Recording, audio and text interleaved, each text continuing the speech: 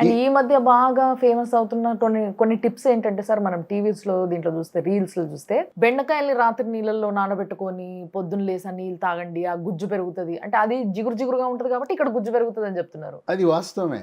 మొక్కల నుంచి తయారు చేసిన హెర్బల్ ఉత్పత్తులు మనకు మార్కెట్లోకి వచ్చాయి. లీ ఫార్మా అనే కంపెనీ స్మూత్ వాక్ అనే టాబ్లెట్ తయారు చేశారు. ఈ స్మూత్ వాక్ టాబ్లెట్ లో ఏముంటాయి, అన్ని కూడా సహజ సిద్ధమైన ప్రకృతిలో లభించే పదార్థాలు. సో దీనివల్ల సైడ్ ఎఫెక్ట్స్ కూడా ఉండవు. ఏ మాత్రం సైడ్ ఎఫెక్ట్స్ ఉండవు. దీంతో పాటు మరొక 2 కూడా వాడవలసి ఉంటుంది. ఇది మహాబీర విత్తనాలు.